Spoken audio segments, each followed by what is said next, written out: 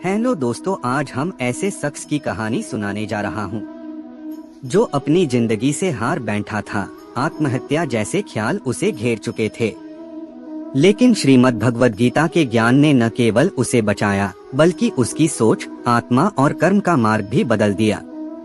शुरू करने से पहले अगर आप इस चैनल पर पहली बार आए हैं तो हमारे इस चैनल इंस्पायर्ड हब को लाइक और सब्सक्राइब करें।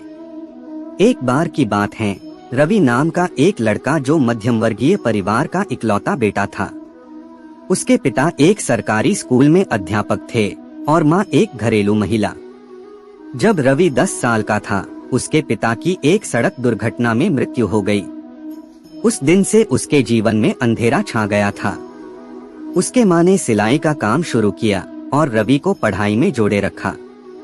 रवि समझ गया था कि अब उसके कंधों पर न केवल अपनी जिंदगी बल्कि माँ की उम्मीदों का भी भार है।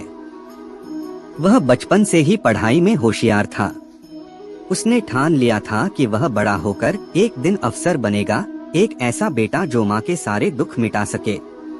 स्कूल खत्म हुआ, कॉलेज भी किसी तरह पूरा किया गया और फिर उसने सिविल सेवा परीक्षा की तैयारी शुरू कर दी। रवि सुबह 4 बजे उठता, मंदिर में जाकर दीप जलाता और फिर किताबों में डूब जाता। उसे केवल एक चीज दिखाई देती थी, सफलता।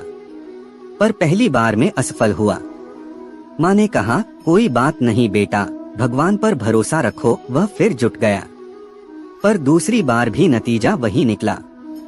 अब रिश्तेदारों ने ताने मारना शुरू कर दिए। कोई कहता इससे नहीं होगा, कोई हंसते हुए कहता इसे नौकरी नहीं, नींद चाहिए। रवि अब खुद से भी नजरें नहीं मिला पाता था। माँ हर रोज उसके लिए चुपचाप चाय बनाती, सिर पर हाथ फेरती, लेकिन वो स्नेह अब रवि के लिए बोझ लगने लगा था। तीसरी बार जब उसका चयन फिर नहीं हुआ तो रवि पूरी तरह टूट गया। उसने कमरे में खुद को बंद कर लिया, फोन बंद कर दिया, दोस्तों से बात बंद कर दी, खाना पीना छोड़ दिया। एक रात वह छत पर गया और रेलिंग के किनारे खड़ा होकर खुद से बोला, अब और नहीं होता, बस अब खत्म कर दूं सब कुछ। तभी पीछे से माँ की धीमी लेकिन सधी हुई आवाज आई, रुक जा बेटा। रवि पलटा, उसकी आंखें आंसुओं से भरी थीं। माँ ने चुपचाप एक पुरानी किताब उसके हाथ में रखी और बोली, ये तेरे पापा की गीता है, आज इसे एक बार पढ़ ले, फिर जो मन करे कर लेना। रवि ने अनमने भाव से गीता के पन्ने पलटे। पहले पन्ने पर लिखा था, जब मनुष्य मोह में फंस जाता है तब वह अपने कर्तव्यों को भूल जाता है। फिर उसकी नजर इस पंक्ति पर गई, लिखा था, हे अर्जुन, तू अपने कर्म को कर, फल की चिंता मत कर। वो ठिठक गया। पहली बार उसे लगा जैसे ये शब्द किसी किताब के नहीं, उसके अपने जीवन के लिए लिखे गए हों। उसने पन्ने पलटे, हर पंक्ति जैसे उसके घावों पर मरहम बनकर उतर रही थी। फिर उसकी नजर इस पंक्ति पर गई, लिखा था, आत्मा न जन्म लेती है न मरती है। जो कुछ तू खो चुका है शायद वो कभी तेरा था ही नहीं, और जो कुछ तेरा है वो कभी तुझसे छिनेगा नहीं। रवि पूरी रात गीता पढ़ता रहा। उस रात पहली बार उसने अपने भीतर एक शांति महसूस की। उसे समझ आया कि वह अब तक केवल सफलता के पीछे भाग रहा था, लेकिन जीवन तो कर्तव्य निभाने का नाम है। परिणाम तो बस ईश्वर की इच्छा है। अगली सुबह रवि उठा। उसने माँ के चरण छुए और मुस्कुराकर बोला, अब मैं फिर से लड़ूंगा, लेकिन इस बार हारने से नहीं डरूंगा, क्योंकि अब मुझे खुद पर नहीं, भगवान के न्याय पर भरोसा है।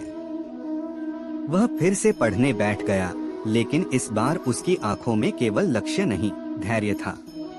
मन में केवल जिद नहीं, समर्पण था। और दिल में केवल डर नहीं, गीता का ज्ञान था। 6 महीने बाद रिजल्ट आया। इस बार वह सफल हुआ था। माँ की आंखों से आंसू बह रहे थे, लेकिन वो आंसू दुख के नहीं, ईश्वर के प्रति आभार के थे। रवि ने गीता को माथे से लगाया और खुद से कहा, अगर माँ ने उस रात मुझे गीता न दी होती तो शायद मैं आज इस धरती पर नहीं होता। लेकिन गीता ने न केवल मेरी जान बचाई बल्कि मेरी सोच बदल दी। अब मैं हर काम करता हूँ, लेकिन फल की चिंता ईश्वर पर छोड़ देता हूँ। यह कहानी हमें सिखाती है कि जब हम जीवन की लड़ाई में हारने लगते हैं, तब गीता हमें फिर से खड़ा कर देती है। गीता केवल एक पुस्तक नहीं है, यह आत्मा का भोजन है जो मरते हुए मन को फिर से जीवन देती है। अगर आपको ये कहानी पसंद आई तो ऐसी ही कहानी सुनने के लिए इस चैनल को सब्सक्राइब करें ताकि आप सभी के लिए ऐसी ही कहानी लाता रहूं।